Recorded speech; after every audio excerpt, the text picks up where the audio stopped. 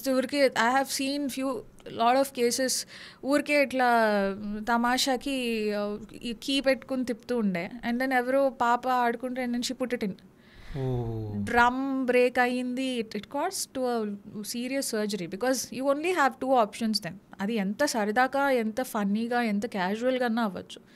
Get a surgery or go deaf. Okay.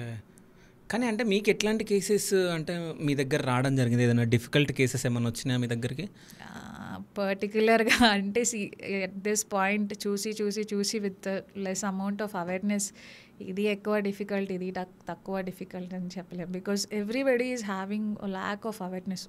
Almost అన్ని cases కూడా ఏంటంటే తెలియక ఎప్పుడు వెళ్ళాలి, ఎలా వెళ్ళాలి, ఎందుకు వెళ్ళాలి, ఏది నార్మల్ ఏది abnormal, this is okay this is not okay అనే అవేర్నెస్ లేక అందరూ అశ్రద్ధ చేసిన కేసెసే ఎక్కువ ఉంటాయి. Okay. And second thing that is in what now adult population కానీ యంగ్ పేరెంట్స్ కానీ కిడ్స్గా కానీ అవేర్నెస్ లేక. ఓల్డర్ పాపులేషన్లో they have this kind of నేను హెల్ప్ తీసుకోవాలా. So older population is where they are ignoring it. They know that they have a problem, they want to ignore it. That still make sense. But younger పాపులేషన్స్లో ఏంటంటే there is a lack of awareness on this particular part of the organ because this is not serious.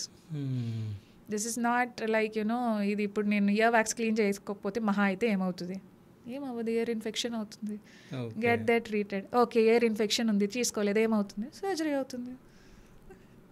కానీ నేను first మీరు మాట్లాడింది first step నేను కూడా అనుకున్నా తీసుకోకుంటే ఏమవుతుంది. బట్ 2 months అసలు ఘోరం. సో పింపుల్ అయిపోయి అసలు మొత్తం రెస్ట్ అంటే ఏం చేయలేము, ఏం తినలేము, చాలా పెయిన్ వచ్చింది నాకు. సో అందుకే అసలు ఇట్లాంటి పాడ్కాస్ట్ చేయాలనుకున్నాను నిజం చెప్పాలంటే.